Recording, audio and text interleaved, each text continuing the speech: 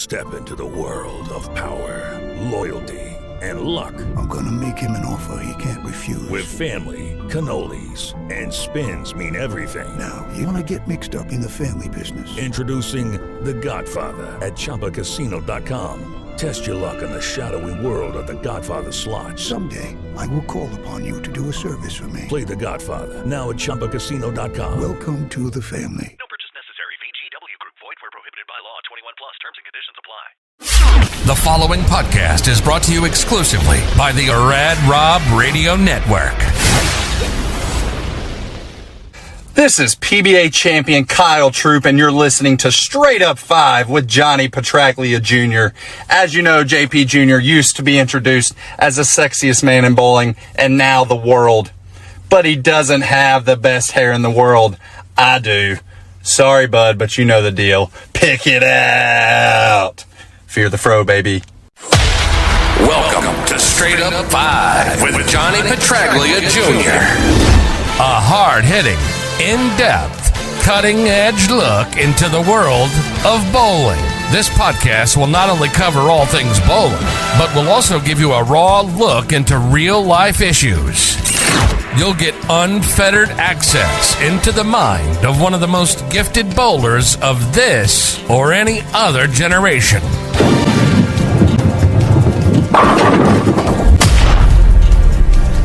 So without further ado, let's introduce you to the hosts of the show. Rad Rob, Rob Francois. Rad Rob, Rob Francois. Dr Ocho. Dr Ocho. And the incomparable Johnny Petraglia Jr. Johnny Petraglia Jr.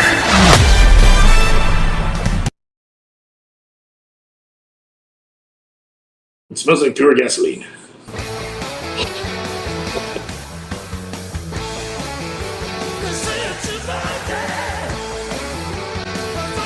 Yo, He was Johnny, first. just wanted to say happy birthday, man. Enjoy your day. Peace. Johnny Petraglia Jr. Happy birthday, my brother. It's been a long time, man. Next time you get down here in Florida, we'll have a birthday drink. We'll celebrate it like Virgos do. Yeah, I got a birthday coming up pretty soon myself. So, hey, man, enjoy your special day. I hope all goes well for you, man, and we'll talk soon. Happy birthday, bro. Yo, Johnny, happy birthday from the bear. So I was asked to send you a birthday message, and I don't know how to wish this person a happy birthday, considering we have lived together in college. You ripped my pants while we were golfing. You threw my rubber frog on the roof of a bowling center, and God only knows the other stuff we have done together. For example, that infamous ride to watch the Reds play the Cubs in Cincinnati. My dearest friend in the world, happy birthday, and I hope to see you before I make my move. Many more trips around the sun, John. Happy birthday, Johnny, and thanks for keeping me up last night. Happy birthday, my guy. Glad to have you back. Love it. Happy birthday, John. I cannot wait for you to come home. I can't wait to celebrate with you at home. I tell you every day you make my world a better place, and I sincerely mean it. You make my world a better place every single day. I'm so glad you're home on the East Coast. Cannot wait to celebrate with you, and we have one more year until we could bowl over under 40s. Johnny, just want to say happy birthday and I love you, man. Have a safe day.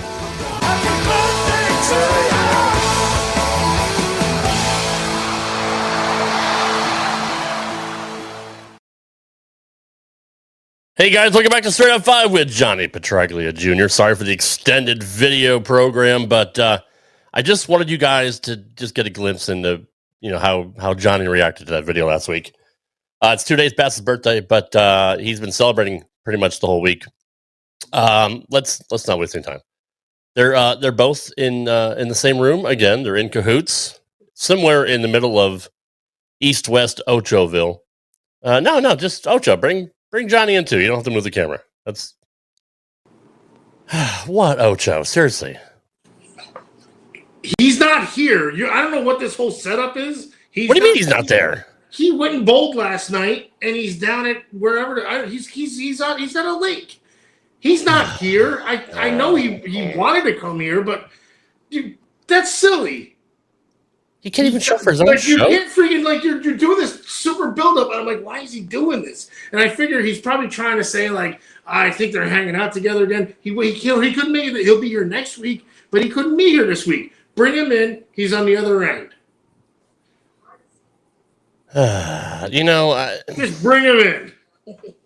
Hey, Johnny Petraglia Jr. Why do you give up the freaking prize too early, Rob? Don't do that. Why do you have to make me cry before we even start? Again, I love watching you cry. Because you know how to run a show, and again, I could watch that shit over and over again. How are you, sir? Good to see you. I'm doing well. Good to see you too. You're a pretty crier. You're one of those few that just, you're pretty no matter what you do. But Ric Flair does that too a lot. But I answered the door naked. He cried. So just letting you know. But welcome everybody that's here. I wasn't.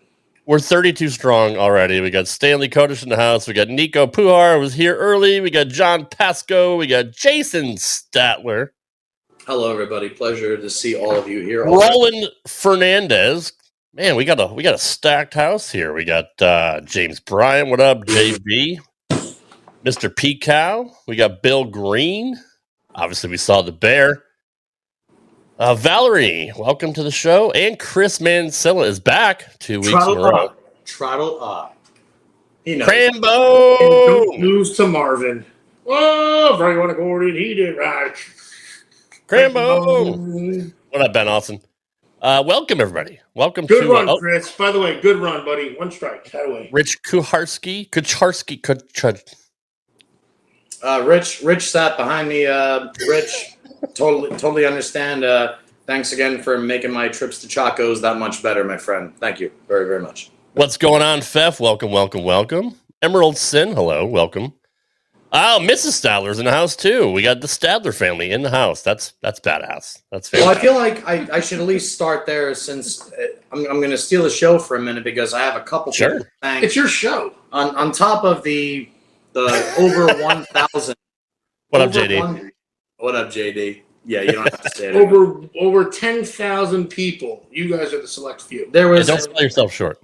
In the midst of the 1,000+ messages I received on Facebook, which I'm sorry I haven't gotten back to everybody for all of those. I obviously, got a little intoxicated and I slept a lot during my weekend, which is Tuesday and Wednesday. But solo I do have, or solo. It's been solo since I got here. It's a very, very boring life. He's Han Solo. Yeah. He's Han Solo. Having said all that, I do have a couple shout outs real quick regarding the birthday that I would like to give out right now. And the first one, simply because they're both here, is to Holly and Jason Stadler.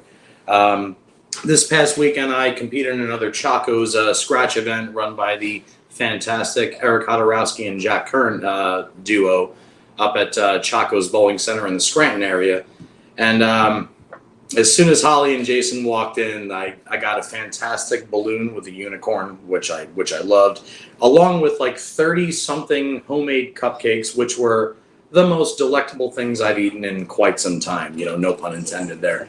But so the first people I wanted to thank for the additional in-person birthday stuff was the Stadler family. And Jason, congrats on another runner-up finish. Eventually, maybe Stunna will miss a week. And when I say Stunna, I'm talking about Jason Statina. Eventually, maybe he'll miss a tournament so somebody else can get a W in that building. But I did want to say that it's pretty special when you have not only your bowling family, but friends that go out of their way to not only bring you sandwiches to tournaments, but go out of their way to make the most decadent cupcakes in the world. And I still swear to this day that Holly's fragrance, whatever it is, it makes me bowl better. So I'm going to say that out loud to everybody on the show. The second one is obviously one of the people you guys saw in the tribute or the birthday wishes, and that's to JD and Brandy San Lucia and Joseph. Because on Tuesday night, last night at League, we were actually the way our doubles league works is once a week, one of the two teams have to bowl downstairs at Carolier on the first pair, which is 49 and 50. Happened to be my pair last night. I got to bowl next to good friends Nisi and Prasanto Weaver, a couple other friends on top of it. Long story short, JD and Brandy and Joseph got me a cake. My good friend Melody Alberti showed up. I love you dearly. I haven't seen you in almost 5 years. So I was blessed with a cake from good friends, surprisingly. And the same way for anybody that didn't see on Monday, big shout out to Melanie, the one who runs the bar at Howell Lanes, my first night of league, my entire team, Mike Stevens.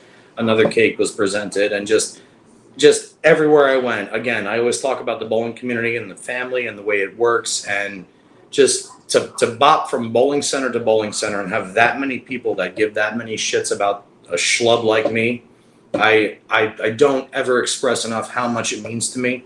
It's so awesome. So I wanted to give an extra special shout out to Holly and Jason, number one, because those were homemade, and to Mel, my dad, to JD, to Joseph, to Brandy, to everybody that went out of their way just to make me smile. And y'all did a fantastic job, as well as everybody on Facebook. It's so cool to know that even if it's for 1 second, just to type happy birthday, that there's that many people out there that I've impacted to some extent in their lives, that they felt the need to reach out to me. For somebody like me who's already crazy in the brain, that's pretty special to see and hear. And I love all you guys so much. And Rob, you always tug at my emotions. You know how to do it. You did it last week, and you're doing it again tonight. So I just wanted to again thank all of you so much. It was thank you. Awesome. Thank you to my sister for driving an hour south on Monday to hang out with me. Thank you to my dad for making sure I got home safe on Monday night. Thank you to my mom for still making meatballs, even though it's a pain in the ass now that she's like in her early 70s. Everything is just perfect. Thank you to Jen for making the meatballs that tasted almost exactly like my mother's, if not better. Do not tell her I said that. It's not on the record either. No, not at all. Nobody heard that. Maybe people just wanted you to carb load with all them cakes. Maybe they were. What's up, Steph? Is that possible? And then obviously now this will be my last thing because Steph is here. To the saint that welcomed me into her home, both her and Eric. I owe you guys so much more than anything in the world. And I'm not going to get mushy now, so just... Yeah, you are. Steph, you know how I feel about you. Yeah, you are. You're the best. And speaking of teammates, there's my teammate, Mr. D'Ambrosio. That's my newly acquired teammate on Monday nights at Howell. Look out, everybody at Howell Lanes. What up, Nikki? Yeah, Johnny, I mean... All right, I'm done. Go ahead. We love you, Johnny. I mean, that's all. Everyone loves you. And you know why? Because you're real, you're authentic. Even when you're in a shitty mood, we know you're going to be in a shitty mood. You're going to be pissy, you're going to be bitchy, and we just fucking deal with it. But you know what's funny? That I was just going to say that. Like, it's like even like if you show like it's what you see is what it's the most. What you see is what you get ever. Yeah. If he doesn't like something, he's going to be like, I don't like this. If he likes it, he's gonna be like, "This is badass." It's so easy. It's funny that he came over, we put some food down, and it was like he's so easy. I don't mean that in that way. I mean like he's so easy because he's so readable that he's just gonna tell you. There's nothing to read anyway. He's gonna be like, "Hey, got a Diet Coke? Cool." That's all he needs. That's all he freaking needs. That's right. I don't mean for simple. I just mean easy. You don't have to read anything. You don't have to go, gee, what's he thinking? Is he mad at me? He'll fucking tell you. It's Brunswick teammate, Brianna Clemmer, bowling phenom, former guest on the show. Welcome, Brianna. Hi, Brianna. Great to see you. And Jeff, I will say this to Jeff because he was in that loop and he sent me a fantastic picture of me and his son from a long time back when I was like 170 pounds. I remember this in Florida. Yeah, right. Jeff, were you fat skinny? No, I was like just skinny. That's when I just stopped eating for 2 years. Okay. So I'm going to look good. I even had the veins like where my belt loops are. No kidding. Yeah, I did. I wasn't eating Popeyes, but I will say to Jeff, I'm sorry that I missed your birthday, at least on social media. So I would like to send the wishes, the well wishes back to you, sir. You've always been a brother/father figure to me, and thank you so much for all of that. So happy belated birthday to you, Jeff. I feel like a douche because, I responded to his birthday on Facebook like a day or two later, like, happy belated. I put all the effort into you, and I forget all my other friends. But, yeah. Okay, that's it's okay. all good. So they understand. Wayne Chester's in the house. He says, oh, that's Brianna. Johnny, we've never met, but you were a good friend of my buddy, the late Terry Leong. So I consider you a friend of mine as well. Happy belated birthday. See? Oh, Wayne, anybody that was a friend of Terry's is a friend of mine, and anybody that's ever met the late, great Terry Leong will know that his entire life was dedicated to bowling, music, and golf. And he was just a breath of fresh air all the time. So, Wayne, it's a pleasure to see you, and it's a pleasure to have you here tonight. What up, Sprone? Did Rob just play the Popeyes thing while you were doing he did it once, but like you're doing a fun little, like a cute shout out, like about somebody who, like, this is like when freaking Casey Kasem was like, my dog died and I'm Casey Kasem. Can you play me? My dog died. Like, I'm Casey Kasem. Dude, you don't play the fucking Popeyes theme when it's giving a shout out to somebody who. My dog was throwing up all over the place. My name is Casey Kasem. Lori. We get to bowl the other half of the Bone duo next week. You see what Nick said? You're going to get boned again. Bowling Leslie Bone next week, which means. Is she with Brian still or Shade? No, she's with Parker Bone. Oh, that guy. Never heard of him. Yes. Hey, wait a minute. Hold on. McDonald's theft. I did. I ate their McDouble last night? Yeah, Jade. And that's on the dollar menu, and I know that freaking burger. That's what you do. You go to McDonald's, you get McDoubles or McChickens, and they used to be only $1. Now they're like $2. Yeah, now they're like, and that's bullshit too. And I'll tell you this: before you get in, they used to have 4-piece chicken McNuggets for $1, which means 2 4-piece is only $2. They used to have 6-piece chicken McNuggets for like $3.50. I beat the system, and they figured it out. It's like I'm like the press your luck guy. Nice work there. Steiner math? JD's referencing the fact that, per usual, because of, especially this week with the birthday celebration, JD always protects me because he lives very, very close to Carolier and just says, dude, you don't need to be driving anywhere 45 minutes. And I said, you know what, dude, I get to come hang out with you, play video games, listen to music. And we did maybe pick up like 10 double cheeseburgers, and I may have had like 7 of them. One of them was even out of the fridge. So I definitely owe him at least, what is it? $3.50? No. I owe him some more money. It's about $2.40. It's still, they're on the dollar menu. So we have another Ocho fan in the house. Juan Canes, welcome. Happy birthday, Johnny Petraglia. Bienvenidos, Ocho Ichali. I don't speak Spanish. Gracias, Juan Cañez. What's up? And Chuck Ritchie, the legend in the flesh. Chuck, pleasure watching you bowl all season. Looking forward to seeing what you're doing next year on the tour. Steph says she's just glad that you ate when you're drinking. You have to. You got to carb up. He definitely knows how hard that is for me. I have a very, very hard time eating when I drink, Which, by the way, I'm not going to say it too prematurely, but I've decided now that my shoulders are shrinking. Yeah, they are. And my stomach is widening, that I want to go back to that V-taper. So I'm giving myself one more week of booze, and then I'm off it again. Okay, well, that's fair. I'm not sure for how long this time. I'm probably only going to drink at Ocho's on Wednesdays.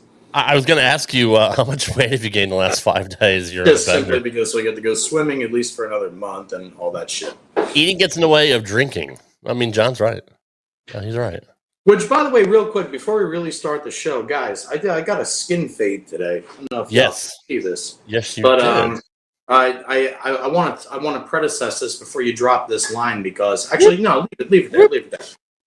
I got my good friend George, who I've known for well over 20 years, and subbed last Thursday at Strathmore Lanes, close to my old high school alma mater, St. John Vianney, and George had said to me, well, I always admired George, but George now has a place called, as you can see below, Sweet Blends.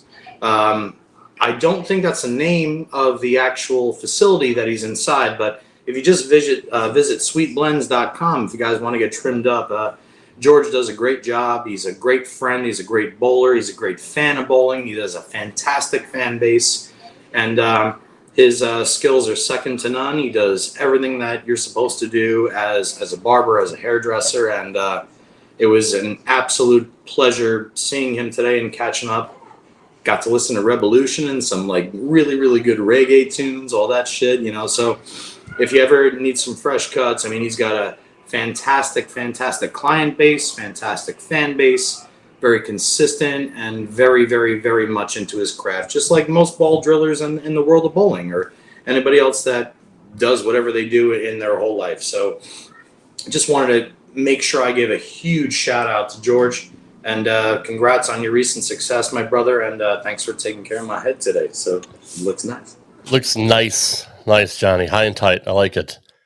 For those listening on audio that can't see the website, it is SUITEBLENDZ,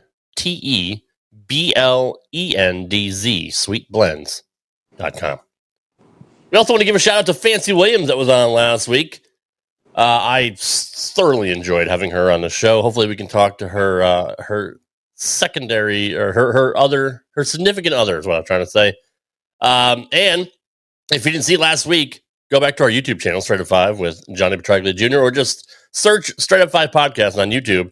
You can watch last week's show with Fancy on it and Greg Tack, and you can see these sweet jerseys that Johnny and Ocho had on. Okay. The best bowling jerseys in the world. Go to compasssportswear.com. That's compasssportswear.com. Johnny, let's talk about AJ Johnson. Let's talk about AJ Johnson. Literally had no clue that he had never won a PBA title. It is absolutely fantastic. He is the 2023 Lucky Larson Masters champion. A talented guy that we've seen for years. Oh, yeah. How has he not won until now? I find that completely astounding and remarkable that he's gone winless this entire time.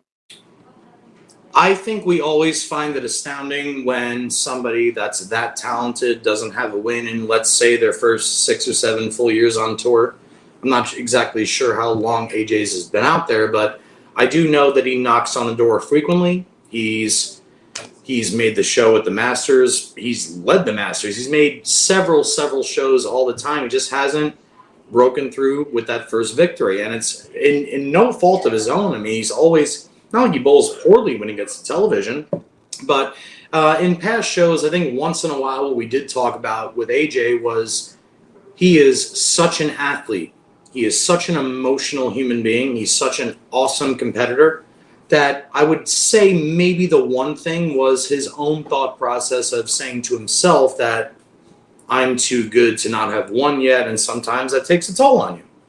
Well, just like I said a couple of years ago, that we're going to, right after Marshall Kent and EJ Tackett won that doubles tournament, and I said you're going to see version 2.0 of EJ, and then EJ turns around and now all of a sudden he's like better than Belmo.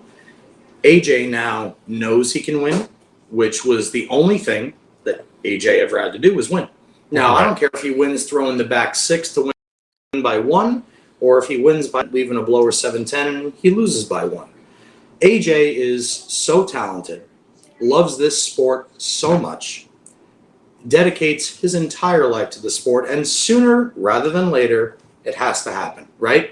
So, first off, super big congratulations to my friend, my dear friend, AJ Johnson, who I think that should be our next guest on the show. I'll bother him at some point throughout the course of the show. But to go overseas in Sweden against a star-studded field to win your first title, which I only recently found out is now a PBA title, but then again, when it's headlined by somebody like Martin Larson in his home country, right, it should be a PBA title, especially against that field. I know Tom Hess was there. Both Chris and Ryan Barnes competed amongst many, many, many others. But to finally watch AJ break through, look out for AJ this PBA Tour season. I hope sports betting is legalized in the bowling world so I can bet on AJ almost every week. I feel like it won't be because of all the it's going to be in the future, but like that would be awesome. I look for it, and I'm on the website. Me too. Yeah. AJ's been on the tour since 2015, Johnny. So 8 years, and he's a 3-time regional champion. And he arrived in Sweden as a 30-year-old without a title and left as a 31-year-old champion. So he also had a birthday during that time too. So what better way to celebrate than with a PBA title? Heck yeah. And you just said 8 years. Here's the thing about it too is I think we kind of get skewed in this day and age because you get a lot of new champions faster these days. The kids nowadays are so strong mentally. They're so advanced with the technology that the kids nowadays win at a faster rate than, say, the guys in the mid-'90s, even the early 2000s. Take Bill O'Neill, for example. Bill O'Neill is a Hall of Famer, undoubtedly, right? Anybody that's ever bowled Bill O'Neill, seen Bill O'Neill bowl, right? Bill O'Neill took a while to break through until he won in Detroit, right? Right. Bill O'Neill is one of the most decorated bowlers we have. Floodgates kind of opened after he first won that, too. He exactly. And with a conventional game. Great point. And when I say conventional, up the back and thumb in the ball, one hand, one arm. Like, I feel like that happened to a lot of players, and we get skewed by how fast the kids win these days, how calm the kids are these days. So to watch somebody like AJ break through, now everybody else should be scared to fucking death right now. Right. I mean, we say kids, but we're talking like, Selmo and Slimo and Butters. AJ's 31 years old. Like, he's still relatively young himself. He's got a long way to go too. Real quick, I do want to address the comment that Nico had, because this is kind of a bullshit thing. I always like what Nico has to say. Let's see what it is. He says, I saw people on social media saying AJ doesn't deserve this victory because the best players didn't show up like EJ and Belmo. Okay, again, I always like to play both sides of the coin, so right. I'll go with this one. I didn't know that Martin Larsson's Lucky Larson tournament in Sweden was considered a PBA victory. I didn't know that. I know that I saw Tom Hess was there. I saw Chris and Ryan Barnes were there. So we know it was at least some great players, not to mention everybody from Europe. Troop was there as well. I mean, there was some big, Kyle Troop, exactly. So you have basically 18 of the top 20 people, and they're worried about the 2 people that aren't there. That's all. But here's where, again, with Nico, here's what I think is, I know that guys like EJ and Belmo may not have been there, but I also know AJ's capabilities of leading tournaments. I know AJ's capability of making TV shows. AJ is one of the best bowlers in the world, right? So to me, whether they were there or not doesn't dictate who would have won that tournament. Right. Tom Hess was there. Tom Hess is one of the most decorated senior players. He had the second best season this year next to Troy Lynn. And Chris Barnes and John Janowicz shortly behind those two guys. Yep. He was one of the guys in the field too. He didn't finish ahead of AJ, not that anybody else. So, can I read the top 8 for you real quick, Johnny? Sure. We had AJ Johnson, Jesper Svensson, Andrew Anderson, Anthony Simonson, Kyle Troop, Chris Prather, Tom Hess, and William Berggren. Okay, so now one more time, just do that a little bit slower. Sure. Who was second? Jesper. PBA Tournament of Champions winner, one of the youngest PBA major champions the sport's ever seen. Who was third? Andrew Anderson. Also, PBA Player of the Year, major champion as well. Keep going. Simo. Best bowler in the world. Go. Right. Troop. One of the best bowlers in the world. Go. Chris Prather. One of the best bowlers in the world. Go. The aforementioned Tom Hess. One of the best senior players on the planet who can still compete with the young guys. Yep. And William Berggren. I don't know who that is, but I'm assuming, based off the last name, that he's got to be a legend in Sweden.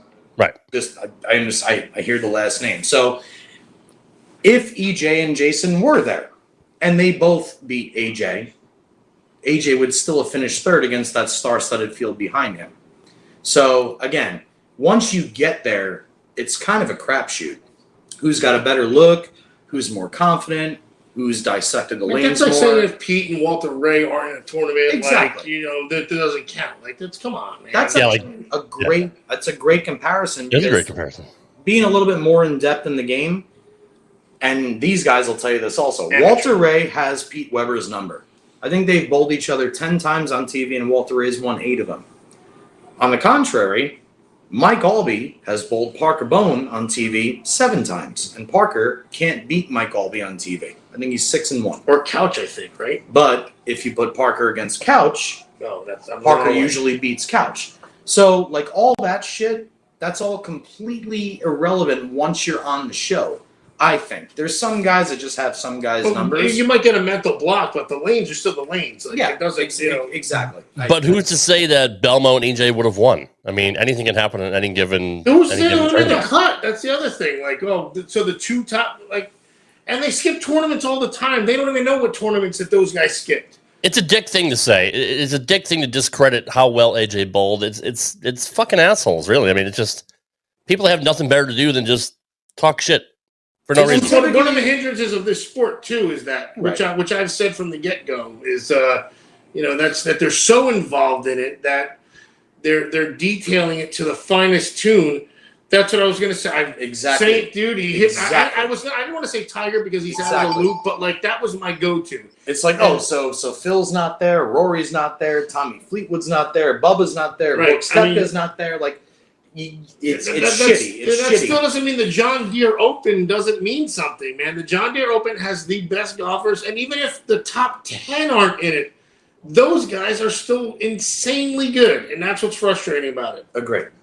And like what Steph, it only hinders it too. And like what Steph said here, jealousy is gross, and unfortunately, everybody's first ditch effort.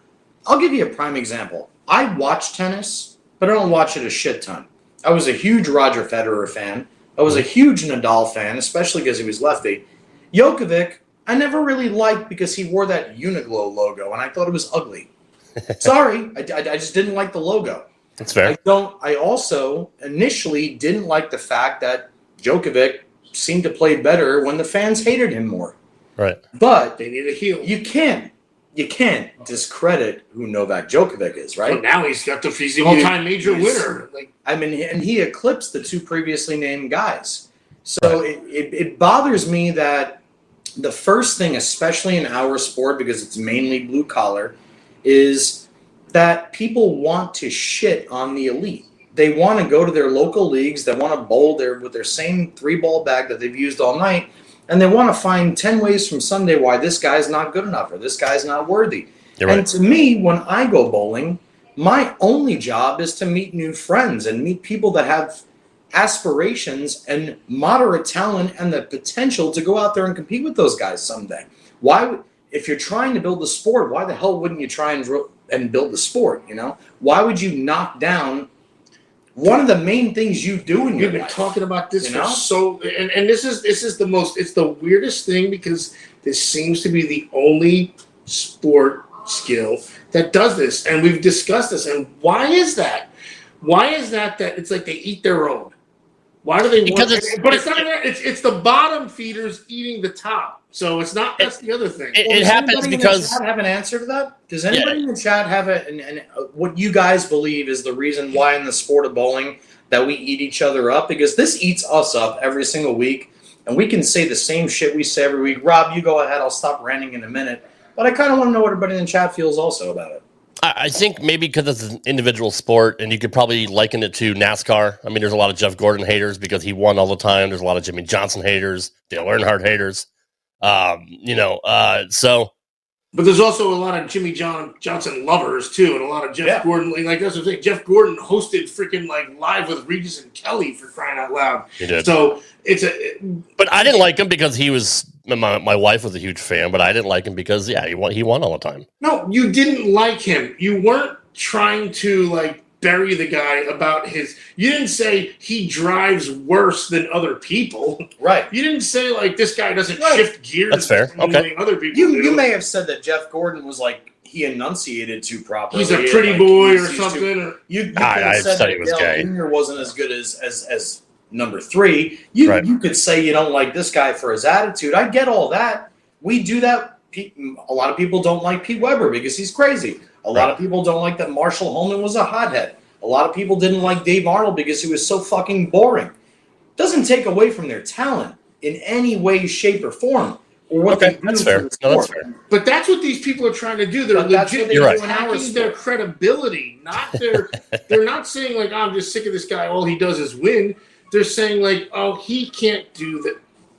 Well, I did say Jeff couldn't win. Do you hear this? No, I'll take this. I don't know what that is. I did say Jeff Gordon couldn't win after he got rid of his original crew chief, but I mean that's different. But no, you're right.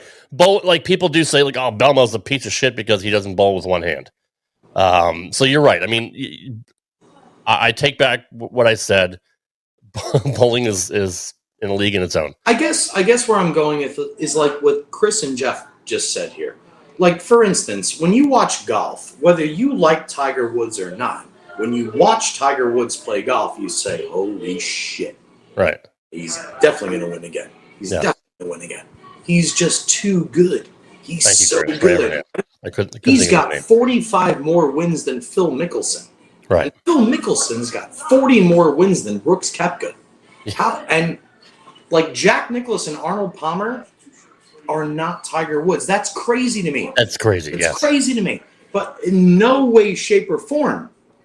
If I want to bust their chops about this or that, that's one thing. But I would never discredit their talent. I would never discredit what they've brought to the sport that they're involved in. So I guess that's the kind of shit that Ocho, I, and you, and obviously a lot of people in the chat agree with is why in our sport, is it because we're too intimate with the pros? Is it because we know too much about them? Are we too close to them in the set tee? Is it because they don't charge you to walk through the turnstiles and actually watch the tournament?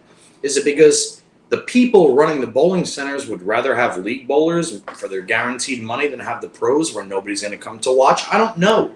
Whatever it is, it's kind of shitty, you know? I think here's what it is, Johnny. It's jealousy.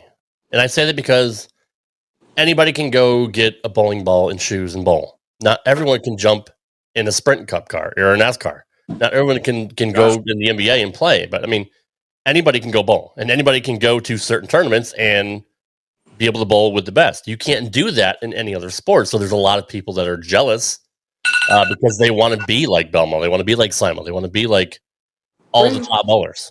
Bring down Brian Harris' comment. Brian Harris' comment. The most recent one. This is a great example, and here's why. Brian Harris says that that's like knocking Jesper for only using urethane. Guys, I don't use my thumb. My ball hooks the second it touches the lane. I cannot do what Mike Scroggins does. I certainly can't do what Butters does, and I certainly can't do what Parker or my dad does, or Earl, or Steve Cook, or any other lefty you want to talk about. Ricky Ward, Mike Albee, Jason Couch, it doesn't matter. Jesper's rev rate is viewed upon as the highest rev rate in the PBA. It's over 600, just like Belmo's. Why the fuck would Jesper ever throw resin? Unless you're bowling on 48 feet with a ton of shim down lane and the fronts, like the urethane ball doesn't hug the front. He's throwing the ball that the condition is telling him to the way that he knows how to bowl. It bothers me that he's put into a bracket, he can only do this. Even if Jesper can only do that, he's still going to kick the living shit out of you guys.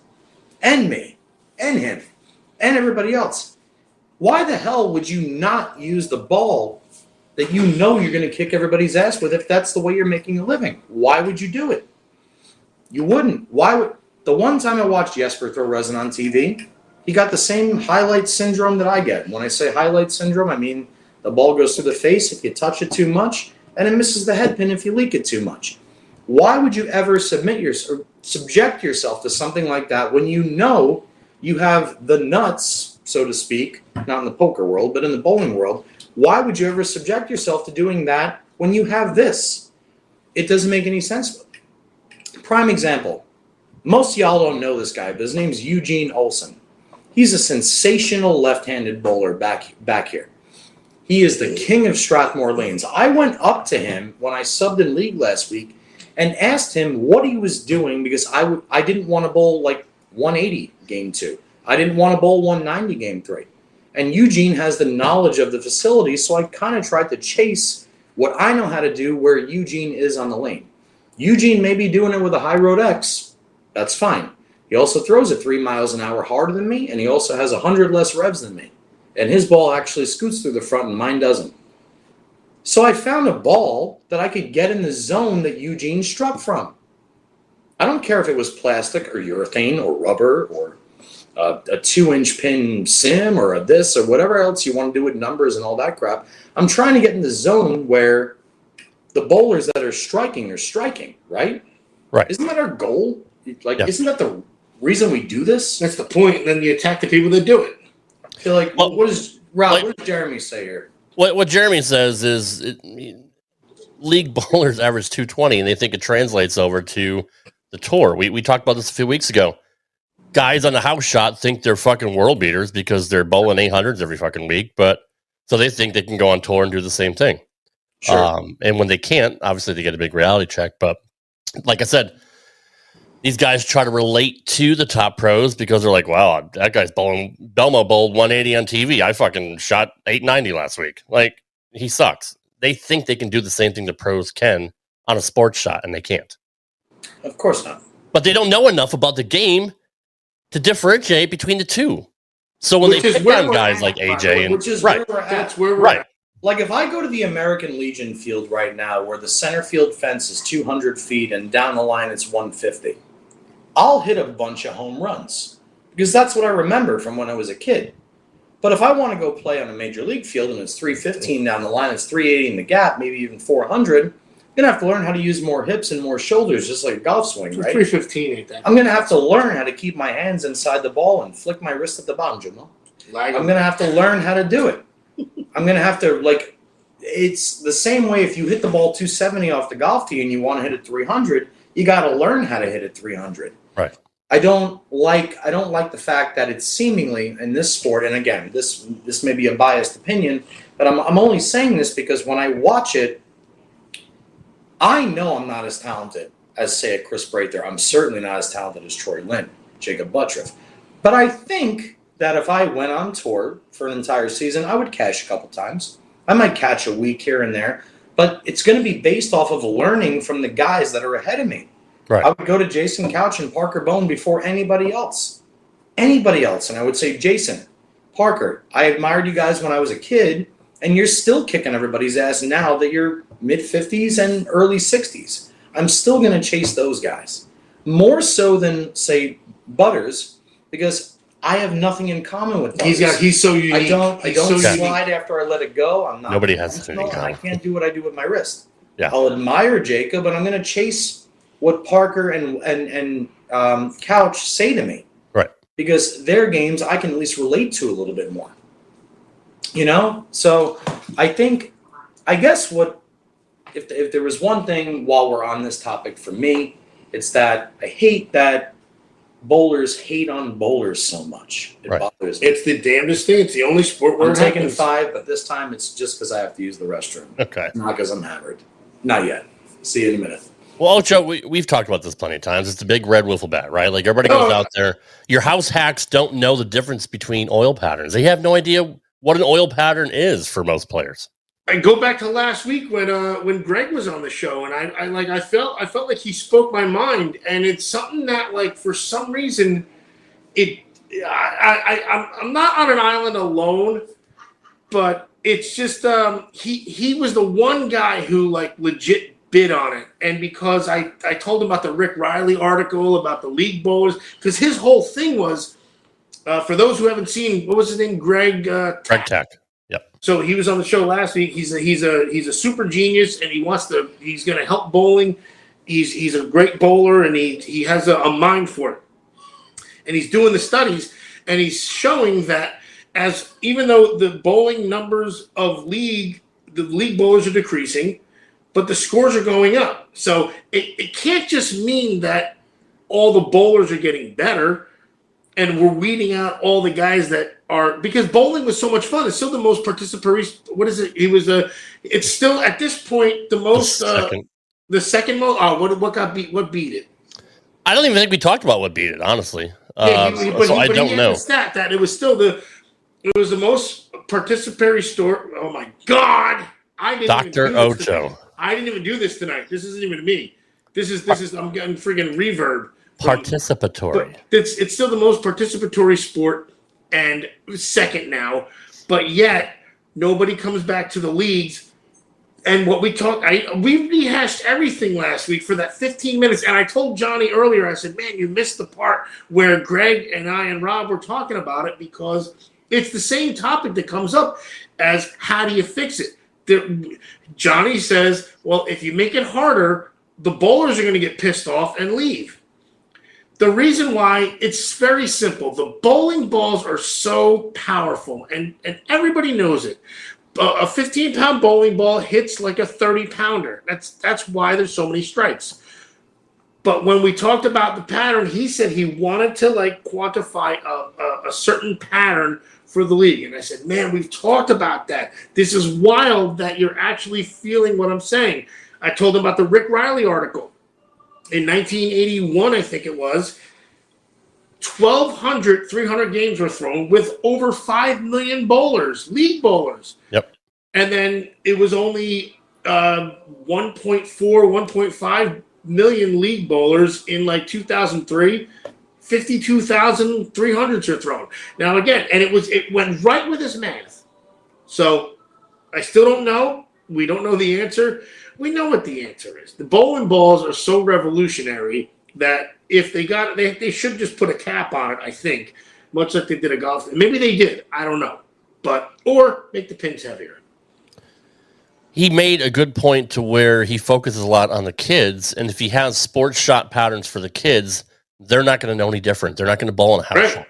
They're going to get used to bowling in the hardest conditions in the world, thus making them better for the future in the long run. And that's what it should be, because then you don't know. Didn't Johnny mention that some of these guys, they can't even bowl on house shots because they're that good? Absolutely. They almost throw it so perfect they're leaving week 7s, week 10s every time because they don't leak it and they don't tug it. That's why. Look, I give you shit all the time for being a house hack. For no, I don't. You don't give me shit. It's a fact. It's not it's not a joke. I'm upset that I'm a freaking 2-team bowler. I'm upset. It's not right. But I'm going to pay you a backhanded compliment in saying when you went out to nationals, you bowled pretty well for not being that great of a bowler. But I also, I pin hunted, man. I didn't throw the ball one time like I normally do. But you were still good enough to shoot what you did, though, and that's that. I got to give you credit. That's because I never give you the last score of the one game. That's all. When the lanes broke down. No, and the damnest thing is, and I knew the move. I knew I should have moved about 10 boards left and thrown it down the middle again because that's where the oil was, and I didn't do it. And I'm stupid. And that's where I'm I don't know enough about it. I have 4 bowling balls 3, and the spare ball. And so that's where I don't know enough about. And the damn thumb didn't fit half the time. So bad enough not being comfortable with your release, but still, I was able to just cookie it out and let the ball do the work for some of it, and I knew it wasn't going to do it, so I had no choice. Knowing what to do and being able to apply it are also 2 different things. So that's where I was the full-on amateur. Jeff Cox, I'll take full-on rapist for $500, Alex. No, sorry, the rapist. I'll take famous titties. Famous titties for $500. You ever see It's Always Sunny in Philadelphia? And seen the show That's sometimes. Mr. Connery, not titties. Not a fan of the ladies. I'll get Trebek. I put 2 jokes together, which had no sense. I put Celebrity Jeopardy and It's Always Sunny together. Charlie was at a dinner and he said he wanted to be a philanthropist, but he couldn't pronounce it right, so he called himself a full-on rapist. I just thought that was hilarious. I'll take the rapist. So Jeff Cox says, make the pins heavier. We've had this discussion in the past, Johnny. I actually, as I was walking in, I wanted to actually. Can you bring that one up? Yes, the penis mightier for $600, Alex. I love. And you answered the letter V. Well, actually, that's actually V number is 5. a Roman numeral. Suck it, Trebek. Despite your best effort, you answered correctly. Suck it, Trebek. You'll rule the day you mess with me, Trebek. The V. Yes. To Jeff's point here, I'm gonna talk about Neil Feingold from Howell Lanes because Neil had the greatest answer I've ever heard to this. Neil was obviously one of the greatest bowling center proprietors in the world, like the late great Tom Strobel, like a John Laspina, like a Jim Doty. Just like really one of the guys that loved the game to the depths of his soul. And Neil always said to me when I would ask him the same thing, if you make the pins heavier, he says, here's what happens, is most bowlers, generic bowlers, I'm talking about, I'm a generic bowler. I'm a house hack. Butch is a house hack. Rob, you're a house hack. Sure. Most of us bowl for the enjoyment of the game, and we're moderately to excessively competitive, right? Yep. The minute you make those pins heavier, let's say you make them 4 pounds, 4 ounces, 6 ounces heavier than the pro pins they used back in the early 2000s, and you take away 2 hits a game, you turn 2 of those marginal strikes into, let's say, a 10 pin, or a blower 710, or a 510, depending on your rev rate, and you turn a 210 into a 185. The guy that averaged 210 that now averages 185 says, where's the next closest bowling alley that I can go and average 210 in? They don't stay there and say, now again, I'm talking the older generation. When I say older, I'm going to go with like my age or around it and older, not the younger generation. They think totally differently. But most bowlers that want to do something recreationally are going there to have a good time. And they know they're going to throw strikes. They know that they have a chance to bowl 210, occasionally pop off a 270 or a 280. And what happens is you lose bowlers if you make them too hard.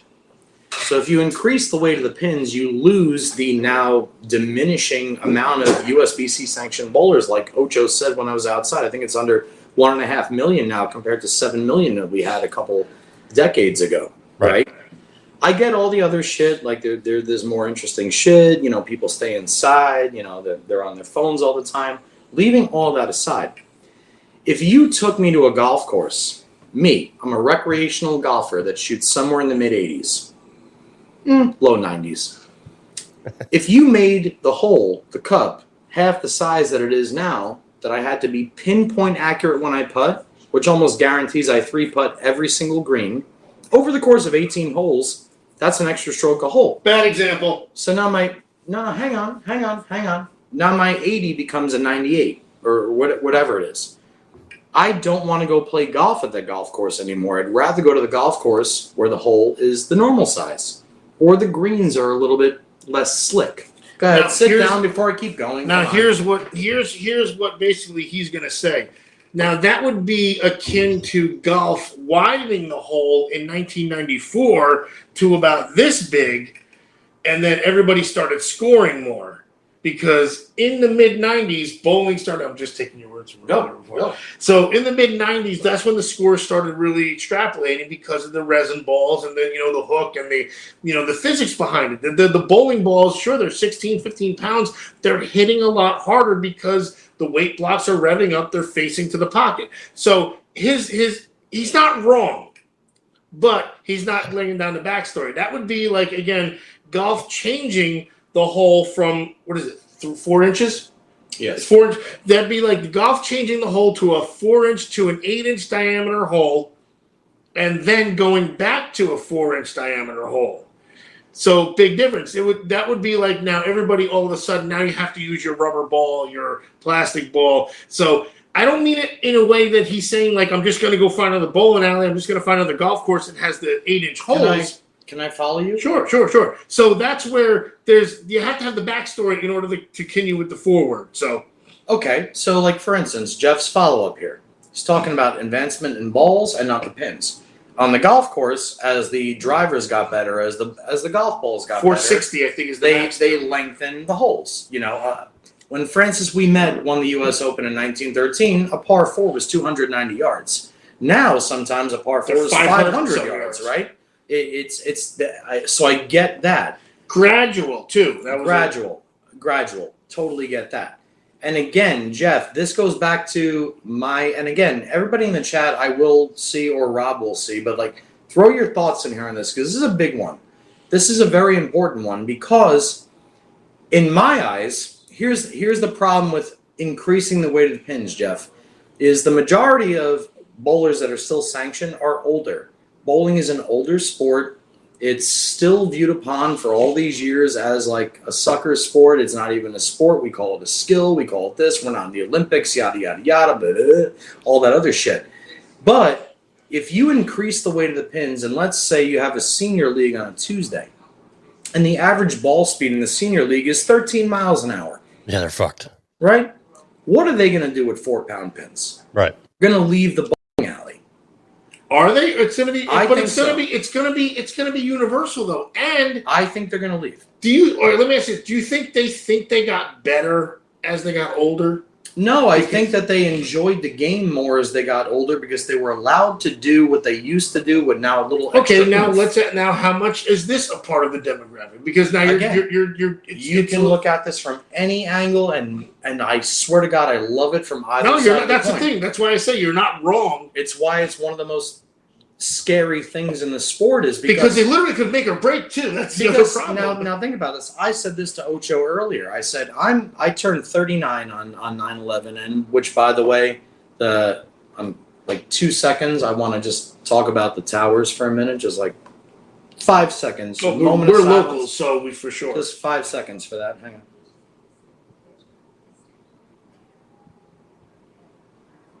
Thank you, guys. And to anybody that lost anybody in 9/11, love you. And anyway, going back to what I was trying to get at here. What the fuck was I talking about? I always Your do birthday.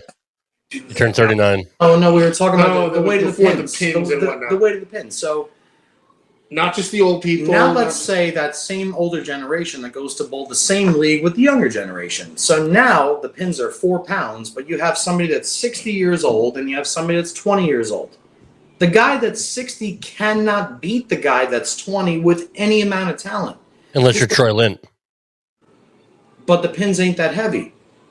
Do you think if Troy, I'd guarantee if Troy was here right now, Wait, he why would is say, the guy who's 60 bowling the guy that's 20, like in a tournament? well, we do it in league. That's You do it in league. I'm Yeah, talking you do it about. I'm I talking got about you, I got you. the diminishing amount of bowlers that are sanctioned Right, okay. as USBC members. I just want to mention how badass Troy Lint is. I just had to give him a cheap plug. Obviously, Troy's the best. And he showed up to Chackos wearing an old school Fab shirt. And I saw that.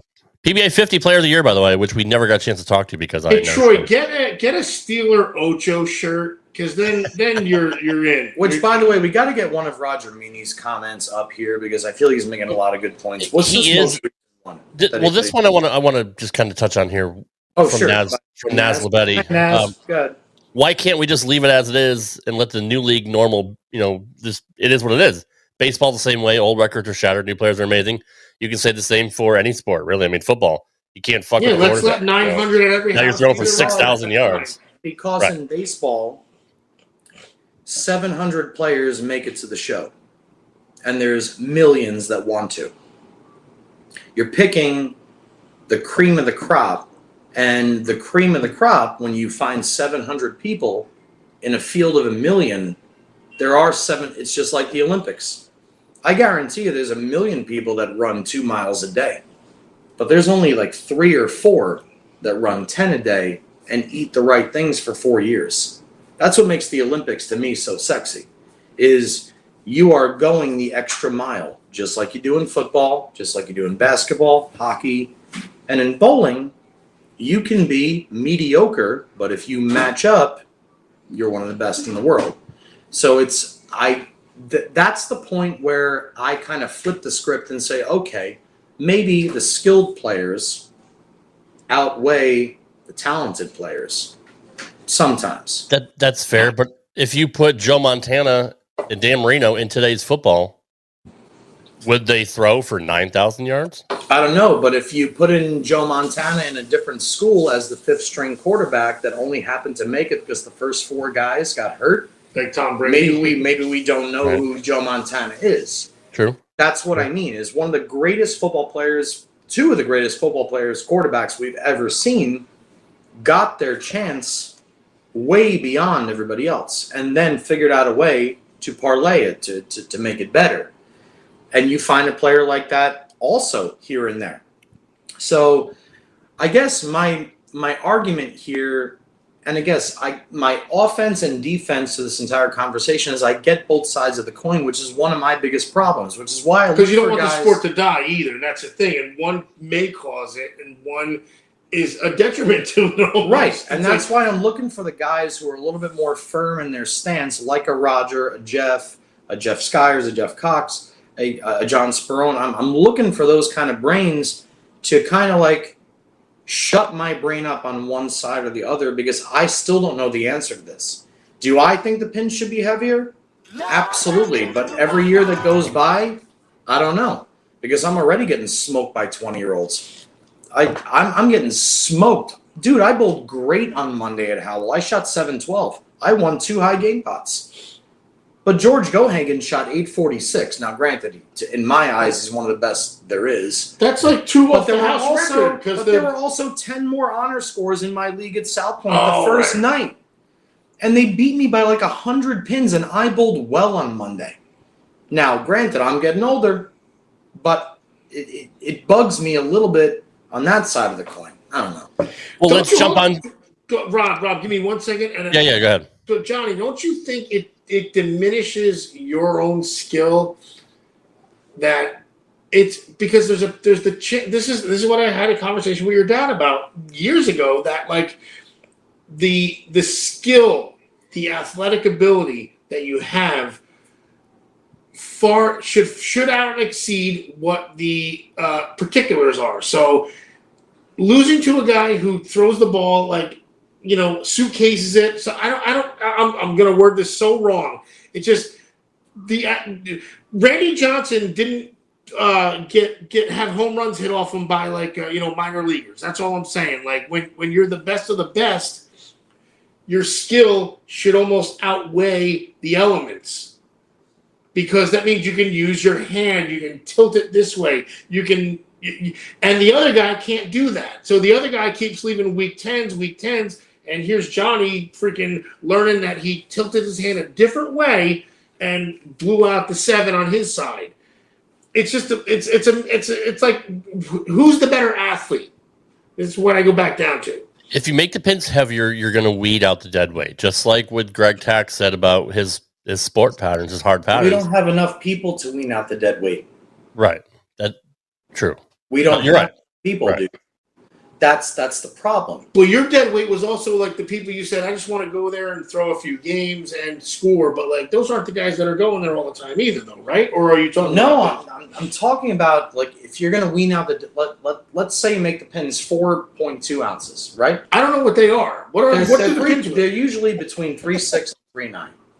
So if you make the pins, now you got 39 pounds of wood at the end of the lane. Let's say you make it 46 pounds of wood and you make every pin 4 pounds 6 ounces, right? The guy that can't throw the ball hard will not average 210 anymore. They should have done this in 1995. Fuck it. They fucked it up in 1995. They should have fucking put 2 more ounces in every pin when they realized the fucking bowling balls were going to start hitting more. Fuck it. They fucked up in 1995. You heard it right here. Think about it. Because that would have went evenly. I agree. Like when they lengthened the course. Hey, Ray Smarsh. I'm talking to you real quick, Ray Smarsh. Because, I know that guy, right? Yeah. Because Ray, I respect what you've done on the lanes for a very, very long time, and I really want you to add more than just a couple words here, because for those of you who don't know Ray, and Ray, I'm sorry I'm calling you out, Ray's one of the most accurate players and one of the most deadly players you'll ever meet. Don't care where he goes, what he does, Ray figures out a way to not only get close, but he figures out a way to win. He's got the crew cut, right? You always had a crew cut, I think? He's always been pretty close up top. So. Pretty close up top. But Ray's always been the accurate player that sees the ball up the lane. Ray, how do you feel about if they change to pins that are 4 pounds 6 ounces on your league night? What do you think? I want to know what you think, because you're the kind of bowler who I'm speaking to. You are so incredibly talented, so accurate, but there's got to come a time that, like, when you're throwing it up 10, man, if the pins are a little heavy, maybe your ball 8 10s or 5 10s, or you leave 5 7 10, a flat 7 when the younger generation is throwing it 2 hands, curling it off the gutter. Like, what is your thought process? Throw it in the comments, because I'm very, very, very curious. Because you started really getting bowling technology. I am. I'm listening. I'm trying to. I don't even know where this combo came from, but I really, really like what we're doing right now, because this is one of those conversations where everybody, Chuck Ritchie, a fantastic senior player. My dad, who's almost 80. So these are the guys that will make it better. They'll make it happen. But again, they didn't. They missed the transition. I'm telling you, they missed the transition. Had they done it. Ray said kind of what I was thinking. It's not just throw the ball harder, Johnny. It would favor the guys with the higher rev rate. Right. The rev rate, because the ball can actually still go downhill through it can drive pins, right? Right. So now, yes, in the respective evolution and moving forward, sure, you're catering the next generation. And maybe that is the answer, because the current generation of bowlers is dying. Maybe that's it. Again, I don't know. I think that's why the future is string pins, Johnny. Beans. Honestly, what does Biniak have to say? When the gold pins came out and were 3 pounds 10 ounces, the balls were weaker and conditions were just as soft. Scores in my scratch league didn't suffer. 4 pounds 2 ounces might be a similar look now with stronger balls and two-handed power. Again, this is why I want people in the comments, because this is something for me that I'm skewed both ways. I'm right in the middle, dude. I don't throw it too hard, but I hook the shit out of it. I would love a game where there's like an extra 30 units on the lane. I would love to be able to play the fourth arrow. I grew up wanting to be Jason Couch.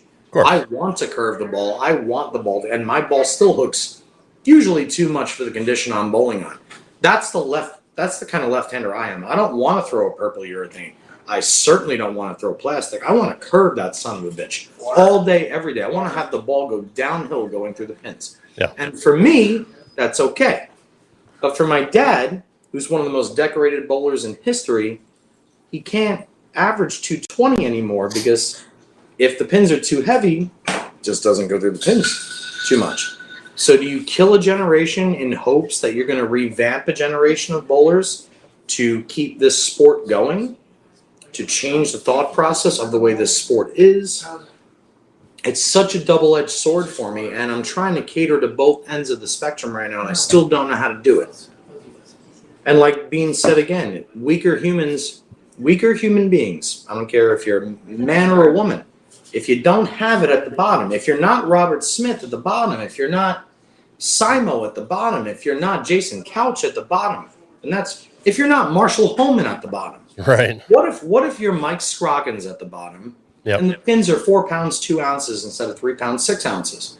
I don't know if Mike Scroggins averages 256 for a league season in Texas. I don't know if Mike Scroggins wins 2 majors and is player of the year.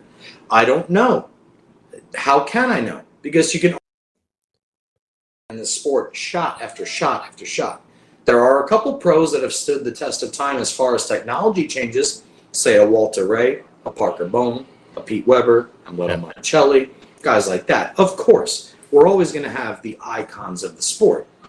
But I'm talking about the general consensus, the general population of the game, you know?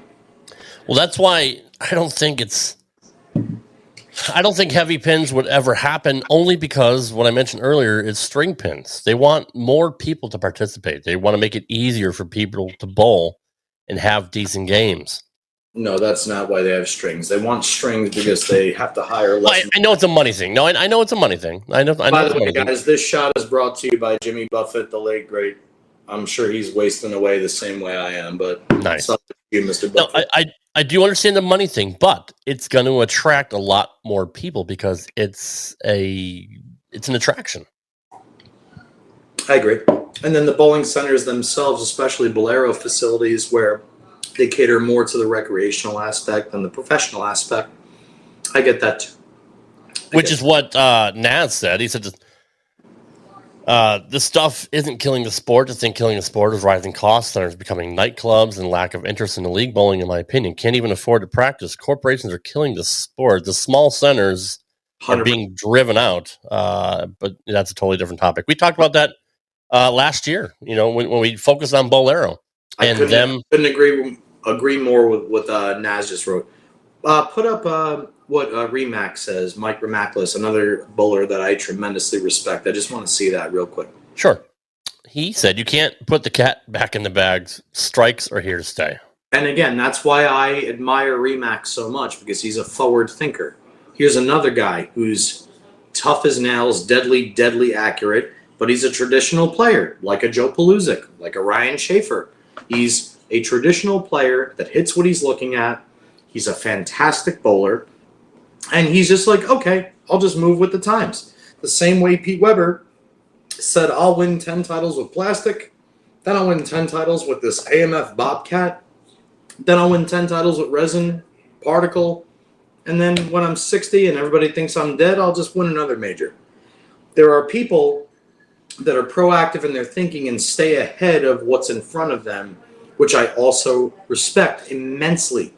And there are some guys that are the anomalies that figure out a way to knock down the pins, no matter how heavy they are, no matter what's in front of them, lane surface, lane bowling ball surface, core cover combination, it doesn't matter.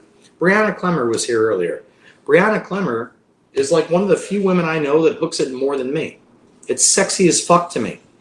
She didn't just wake up one day, and she actually woke up when she told us on the show. She said, I want to throw it like Michelle Feldman. I want to throw it like Michelle Feldman. Right. She went out and learned how to throw it like Michelle Feldman. Yep. And just as good, if not better. And that's not a knock on Michelle, because I could watch Michelle bowl all day, but I could also watch Brianna all day. Now, I think that if the pins were 4 pounds, 3 ounces, let's go to the women. Forget the seniors for a minute.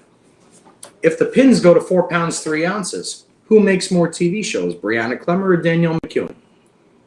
Now, answer me that question. You guys in the chat also. This is the downside of raising the weight of the pin, because you cater more to a specific kind of bowling. Right.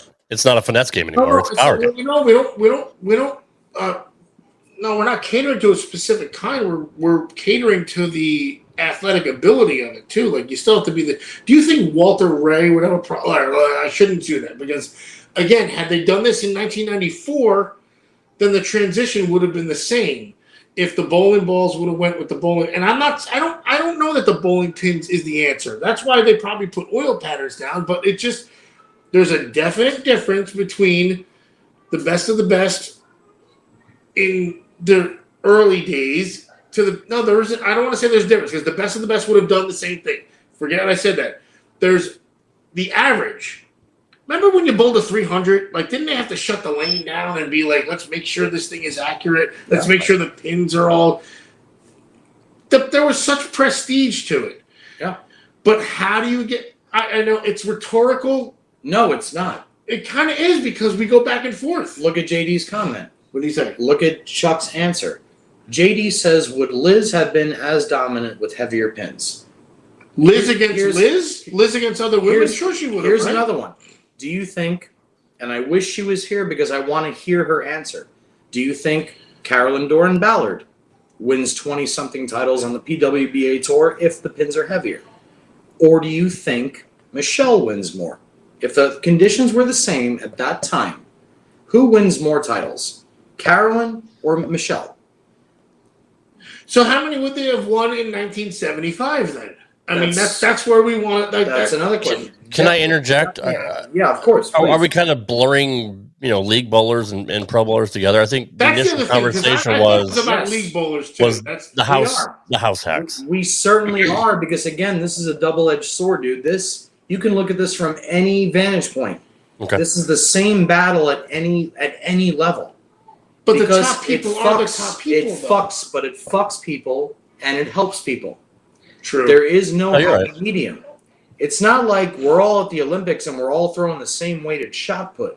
Right. Throwing the same length. So honestly, you know what? The only way to combat it is to only have a couple bowling balls. That's the only way to do it. What we do now is we try and eliminate bowling balls that give a distinct advantage. Case in point, the purple hammer. Right. And I'm not talking about just the lefties. I'm talking about the fact that every time you walk into a bowling alley, every ball on the rack is a purple hammer, whether it's a house shot, 50 feet, 30 feet, 40 feet, doesn't matter. A Greg Tack tournament, doesn't matter. Everybody has a purple hammer. Why? Right. And now the bowling world is like, shit, we have to monitor and renegotiate the numbers on this ball because this ball is so good. It's not the lefties, it's everybody. It's so crazy. Well, then fuck it. Everybody gets a Brunswick crown jewel, and that's what you got to fucking play. Let me throw something in that's going to be so obscure. Imagine if I'm a Rawlings guy. Always been a Rawlings guy. My glove, I love finest in the field. I love seeing that shit on the pinky. I love the autograph. Hell yeah. But imagine if for some reason they decided that Spalding's caught the ball better or Mizuno or something. Like, so No way. that's my point. Like, so like it's almost, what if I'm trying to reach out to a different sport? Like, can you imagine a time where like somebody said like only Spaldings catch the ball better, or this glove's illegal because it's got stickum in it or something like that? Like I know I'm reaching, but I'm trying to freaking like transform it to something else or transcend it over here. But so what would happen if? Oh God. I was saying thanks to Lord. No, so like, I mean, this is what we're saying, and what bowling is. This ball shouldn't be used. This ball should be, and I get there's specs, but imagine if like this, your baseball glove has too much Velcro in it or something like that. That's never going to happen. So how is it like? Somebody help me out here. I thought I'd get like somebody to be like, man, I know what you're saying, because I don't know what I'm saying. I certainly know what you're saying. But I really don't, because I don't know how to translate it. That's the problem. No, you're translating what's happening in the bowling world. The bowling world recognizes there's a problem, that everybody throws a pitch black and a purple hammer. And this year, you're not allowed to throw a purple hammer on the PBA Tour. But you're was allowed that a to good throw thing, by the way, that these balls came out? I don't think so. Okay, all right. No, that it came out? That the balls came out. Of course it was a great idea. Okay. They came out with a great elixir, the same way my dad came out with an LT that was a great elixir in the 70s. You want to go back to the 70s when half the amount of tournaments in the 36-week season, that all top 24 in 18 of those tournaments were throwing LT 48s. But where there was only 20 other balls to choose from. So what? Right? No, I don't mean about that. I don't mean about so that. So for all of you that don't know, when the LT 48 came out, my dad said I wanted to be the weakest rubber allowed, the lowest hardness, which was 78 hardness at that time. Most of the time, most of the balls, whichever ebonite, whichever AMF 3-dot, they were all in like the low 90 hardness level of rubber. My dad's was a cork center with Japanese cherry pit powder, and the cover was a 78 hardness rubber. He said, I want the softest rubber that you guys can legally make so my ball hooks. And 18 of 36 events during the 1975 season, the top 23 bowlers were throwing the LT 48. Nobody ever gave shit about it. Nobody said shit. They just drilled an LT 48. And he knew to do something. And nobody ever thought about changing the specs of the ball at that time the way they are now. Nowadays, what is happening with that ball is no matter what the ball has finally reached a point where there is a bowling ball that outweighs the condition in front of it, which is very, very scary to a lot of people, I think. Which means that's why people bring 20 bowling balls 100%. and they stand in their spot. They say, I'm just going to find the ball that works until I do And my that's spot. very scary, especially when you're a right-hander watching a lefty, and all of you guys know I am a lefty. But it's very, very scary to go to a tournament and see a lefty with a purple hammer, because if they're good or the purple hammer works, y'all are dead. You have no chance, especially against a talented player. You can't beat us. You just can't do it. The same way. Isn't it almost like even in the States, though, for what you guys went through over time, I guess? I don't know. No, if you look at the stakes, actually, over the don't course say of time, Spraggy. The four greatest bowlers in the world are righty, lefty, righty, lefty. And True. the test of time will always stand as such, because week to week, there is enough transition, enough change, enough traffic on one side or the other that a righty or lefty wins, basically dependent on shot making and topography of the center. And that happens all the time. For instance, the National Bowling Stadium. If you're lefty and you bowl in the stadium prior to the new lanes being laid down, you're going to make the show. It's no secret that the top 5, like 3 out of the 14 times in PBA history that everybody that made the show was lefty, and it all happened at the stadium. It's like, obviously, whether the lanes were slightly dipped by 1 degree or the monorail that's running around the shit tipped them, whatever it was, if you were lefty, you never rung a 7. If you were righty, you never kicked out a 10. Hey, real quick, what was the ball that your dad, you said it was a LT something or other, like a sandbox and whatnot, the LT? 48 Rock? Yeah, and then you said like it was a sand block something or other, like there was whatever, you had a whole bunch of... Cork block with Japanese It sounded character. like I want an official Red Rider combat action 200 shot range model air rifle is what it sounded like. I was like, holy shit. Thanks, Ralphie. Dude, you fucking nailed it. Pull up Bean's comment. I literally just said it, and he wrote it as I was saying it. That one? The lefties with walnut? No, not that one. The bowling downhill one. Ah. Bowling downhill on the left, right-handers bowled uphill. Exactly. So when I say downhill, we never left the 7-pin, and righties gotcha. always left the 10-pin. Yeah. Would Packy have won this year without the Purple Hammer, Johnny? Say that again? Would Packy have won this year without the Purple Hammer? I think so, because Packy likes to throw resin. I watched Packy throw a lot of the original Power Torque this year. Watch Packy, same as Kevin Williams. These are lefties that don't want to throw the Purple Hammer, dude. We want to throw shit that bangs. We want to throw shit that hooks. We don't want to throw balls that stand up at our feet and slow down. I promise you.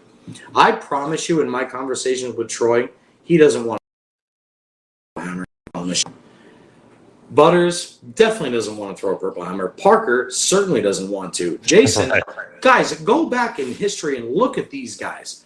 Go look at the balls that they use for their entire lives. We don't want it. We don't want that motion. My dad hates your thing. He hates balls that hook early. My dad wants to see it like 94 in Toledo. He wants the ball up the lane and then change direction down lane. Robert Smith, prime example. Simonelli, perfect, Chuck, perfect. Hates the purple. The first ball he donated to the Mike Marcus tournament. First ball Simonelli donated was a Purple Hammer. My dad wants the ball to go left and then go right. My dad wants the ball to get through the front and then change direction. When I was in at Gold Coast in Vegas, I was bullshitting with Robert Smith. I was having a cigarette with him on the top of the parking garage. And he said to me, he goes, I don't know this game. I don't. This is a totally different game than I was raised on. I'm not used to 500 charcoal. I'm not used to guys blowing up the front part of the lane. I'm not used to guys making the ball slow down. Right. I want to throw it like Robert Smith. I want to get it to my spot and watch it, whether it bangs off the spot or stands up off the spot. I want to see my ball get through the front and then change direction. I don't know how to choke the ball and make it hook and stop. Yeah. This is Robert Smith talking to me, dude. This is not Joe Blow from the fucking Thursday Night League. This is Robert Smith. This is a guy that's made a couple of U.S. Open shows, won a U.S. Open when he struck out against Duke, throwing a firepower. This is like a legend in our sport. It's like that teetering judge scale, you know, where I can go either way because all the points make sense. It makes so much sense on both sides of the coin and at every level of the sport, whether you're recreational or professional. But is it not smart to take advantage of that, of the Purple Hammer being so good on most shots, like we saw with Butters and with Troy, and we even saw it with Troop throwing a pitch black a lot this year? Players obviously took. If you're the best bowler in the world, and you know you can throw a ball that makes you like the best bowler in the universe, however many planets that is, wouldn't you throw it? Yeah, of course. Wouldn't you? Yeah. I mean, we've seen. By the way, which most people don't know, the pitch black has more PBA titles than the Purple Hammer. Just so you know that. Yeah. Just for anybody that's curious.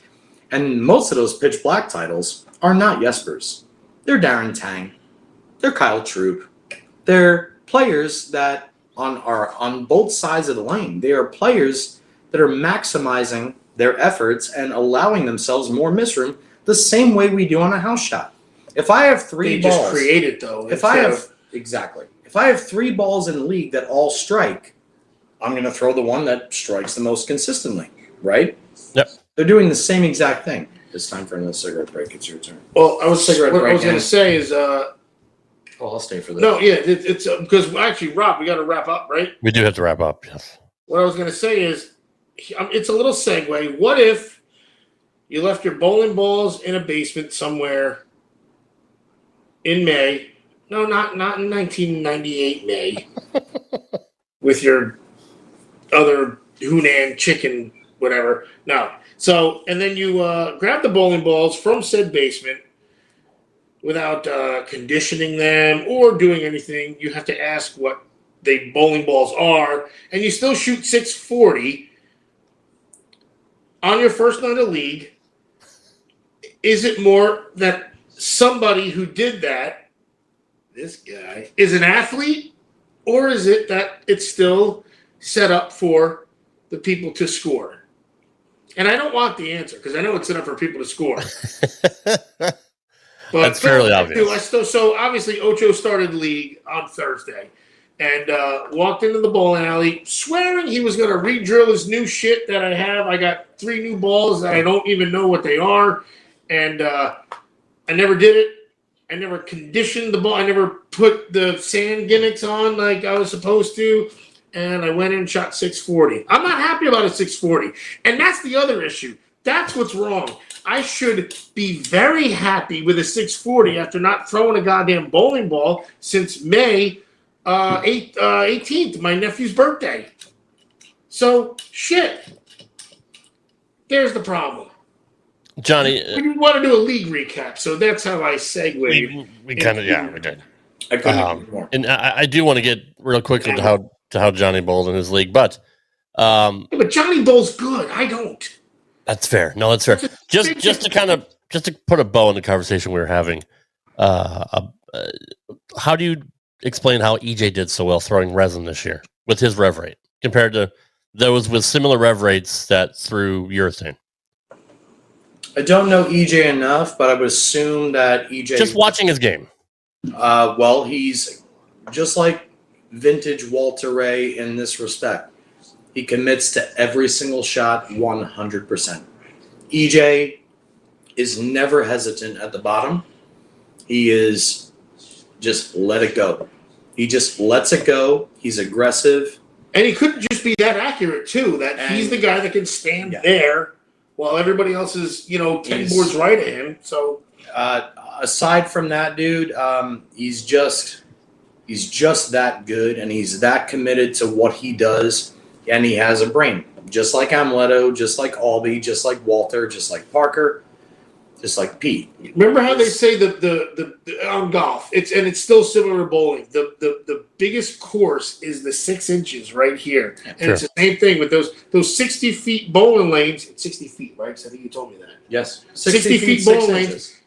That's a pitching mound. It's pitching mound to same thing for bowling? 60 feet 6 inches for all y'all that don't know. No shit. Pitching mound to the home plate is the same length as a bowling lane. Go on. I got to move along. Sorry, guys. Johnny Ocho. Howell Lanes. Johnny, go. What? How did you do this Monday? I shot 712 and won 2 high game pots on Monday with a 256 and a 238 on a condition that I thought was pretty easy. I was actually kind of shocked that I won 2 pots.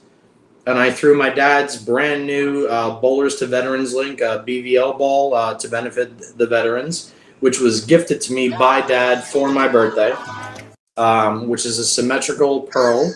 I used that game 1, which I shouldn't have started with because it was a little too angular, bolt 218. Went to a OG Quantum Evo Pearl game 2 for a 256. Left a flat 7 on the fill ball game 2. Went back to the BVL ball so I could be a little bit more angular to the pins and then bolt 238. And it was a really, really, really nice set for me. I really enjoyed it. And the culmination was the party we had in the bar afterwards as I clocked into work. That's awesome, dude. That's really cool. Jeff mentioned he misses the asshole of the week. I still really want to get to it. So really quickly, here's the imbecile of the week. You have one? It's time for everybody's favorite segment. If you guys don't know how to use a seatbelt, just ring your call button and Tommy will come back there and hit you on the head with a tack hammer. Lloyd, fucking stupid. Just when I think you couldn't possibly be any dumber. No, here's the imbecile of the week. Some people are really stupid. How'd I do tonight? Good. No, we have Jen. She's over there. She good. Shh. Daddy's talking. We have co-imbeciles of the week this week. This is regarding a post that was posted, I don't know, 7 weeks ago, 8 weeks ago.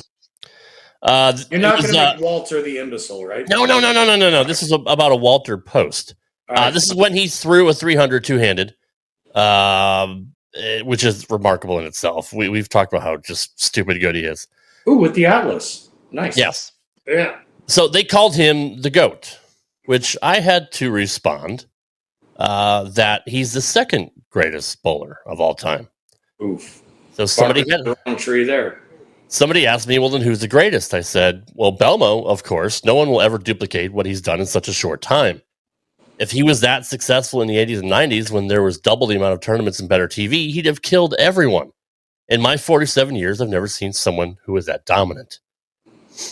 Well, Paul Horning, who's not the Imbecile of the Week, but he had to chime in and said he's a candidate for future Imbeciles of the Week. He said, if you're 47, you would know that back then it wasn't about revs. Well, just Steve Cook, Mark Roth. I mean, seriously, like that's just an ignorant comment. Notwithstanding, Daniel Fruge chimed in. He was also a possible candidate this week. He said, Belmonte is great, but he has 16 titles behind Walter at the moment. Hard to compare eras because lanes and equipment were so different when Walter Ray and others were in their prime. I like that. I can't argue with that. I like Frank Babish said, Belmo has a long way to go to catch Williams or Anthony. Fair. Well, here comes the shit show.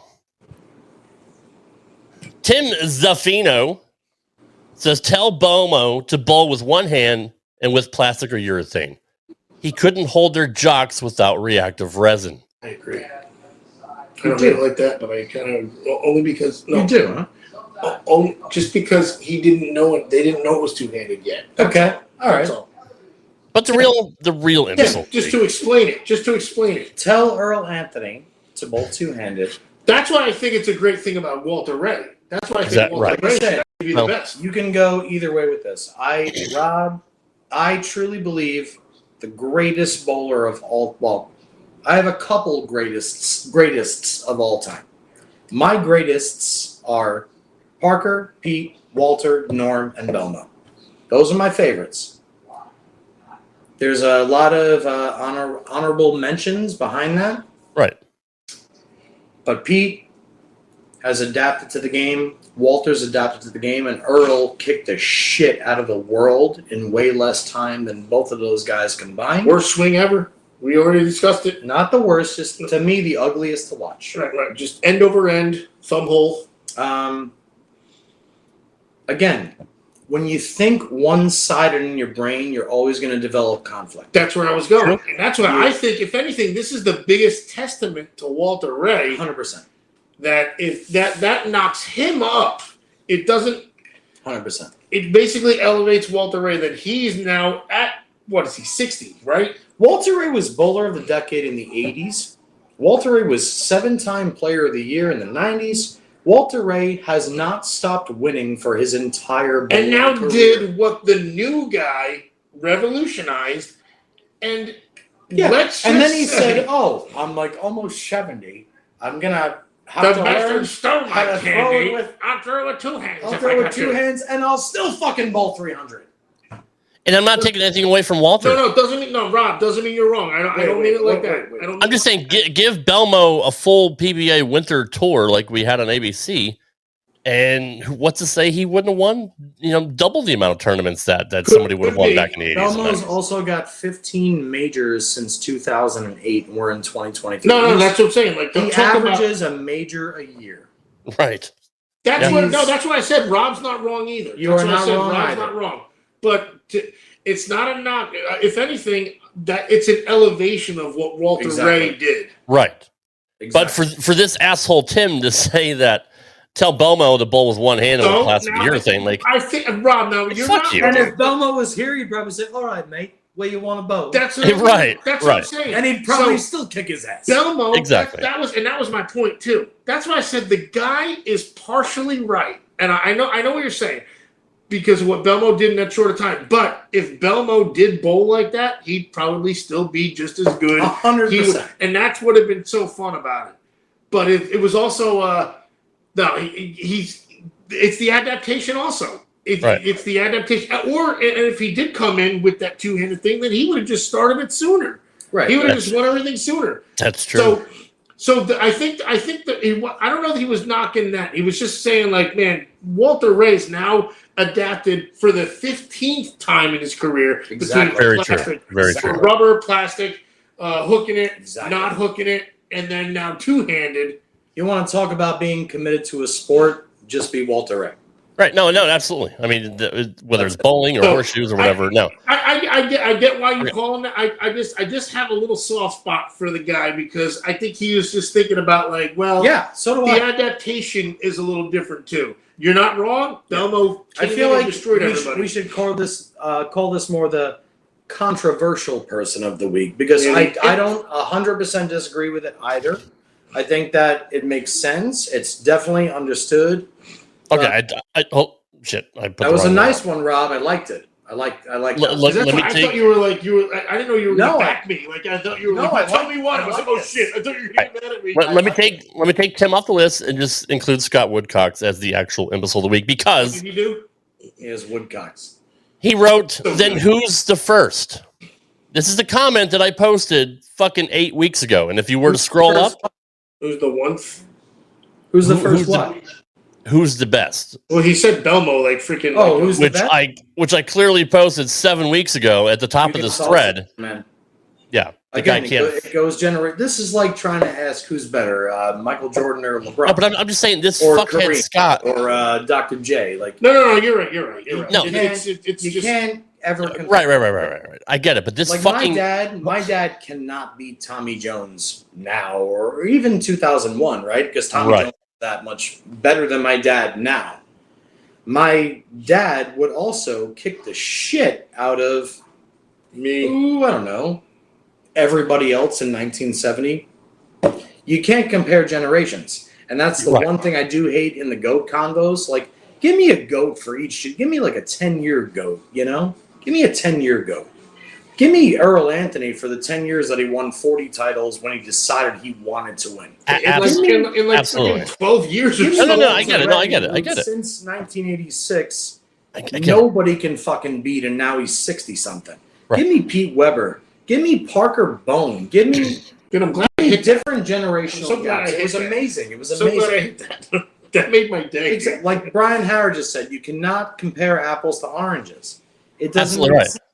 I love watching Michael Jordan play basketball, and I fucking love watching LeBron James play basketball. I loved watching Kobe Bryant play basketball. I love watching Shaq. I love watching Shaq just to see if he can make a free throw. I love watching Larry Bird because he talked more shit than anybody on planet Earth, but that's just me. Like Chris Barnes shooting a 10-pin is comparable to me watching Shaq shoot a free throw.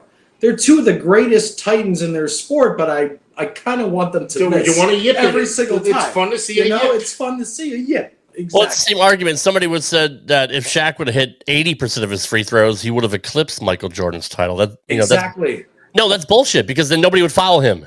Right. That's the point. Exactly. It's such a fun conundrum right there. Fun conundrum, man. Hell yeah. Damn right. And I love where you guys went with this. But an hour tonight. Where's what's my Twitter? I'm back on. I think we lost the essence of this topic here. No, it was perfect. I think we saved the day. Really? No, you did, but you're this is supposed to be. Yeah, I know. Imbecile of the week, A's whole of the week. You weren't wrong. If anything, we're just glad you're healthy this week. Thank God. You sound good this week. I appreciate it. And real quick before you finish, thanks for everybody in the chat tonight, and love you guys. Thanks for bringing great combos. Rob, thanks for always making the show fantastic with everything you want to talk about. And one more last shout out to AJ. AJ, you're finally a PBA champion. Cannot wait to see you win 5 titles next year, dude. Love you. By the way, if you want to check out they're not sponsors, but they could be. If you want sweet high top fades like Johnny Jr., check out Georgie Shore for a badass haircut at sweetblends.com. SUITEBLENDZ.com. And for the best bowling jerseys in the game, visit compasssportswear.com. And if you want to learn more about the X League, well, just find Mike Val on Facebook or go to myxleague.com. It will be the future of bowling leagues, I promise you. Guys, another great show. I did what I could. Listening to you guys talk for an hour and a half is always a joy. Even if I don't get much to say, I still sit under the learning tree, especially of you, Mr. Petraglia, every single week. That's not my name. I'm so humble. Oh, you were talking to him. No, they call me Stacy. I'm so humble being able to listen to you every single week and just give your wealth of knowledge about the sport that you've loved for the last 39 years. So once again, happy birthday. Even though it's 2 days later, it's your birthday week. So happy 39th birthday week to you, Mr. Petraglia. I got my hair cut at his place too, by the way. And again, thanks to our faithful fans in the chat that bring all the extra shit in all these combos. You guys make this so worth it all the time. And one more time to everybody that I missed, I promise I'll get to you for all the birthday messages. But thank you guys so much for being such loyal bowling fans and being here. That's his way of telling me to shut up. I figured it out. He's done it. Every time Sperone talks, I have to play it. It's just it's in the contract. He did it before when you were like teared up, and he goes, "No," and I'm like, "Oh my god!" It's in the contract. Every time Sperone talks, we're in the middle of a moment. All right. Christ. I love you guys, and we love our chat. Thank you for being here each and every week. Thank you. Love you too, man. We do have the best chat in any bowling show or any show, period. And the largest guns in the world. God, you smoking generics, Johnny? Are things that tough? These are 10.49 in Jersey. And now they're smooshed. Marlboros are like 11 and change. It's garbage. Holy shit. Come to Tennessee. They're like fucking $5. No thanks. Christ. Yeah. I will come there to party, though. Good night. We'll see you guys next week. Good night, everybody. Love you guys. Later. Thanks for listening to this edition of Straight Up 5 with Johnny Petraglia Jr. You can follow the show on Twitter at Straight Up 5 Pod. Follow Johnny Jr. at JPJR07. Follow Rad Rob at Rad Rob Gaming. And follow Dr. Ocho at the Dr. Ocho. Got a question for Johnny? Send your questions to straightup5podcast@gmail.com. We'll see you next time for another edition of Straight Up 5 with Johnny Petraglia Jr. Right here on the Rad Rob Radio Network.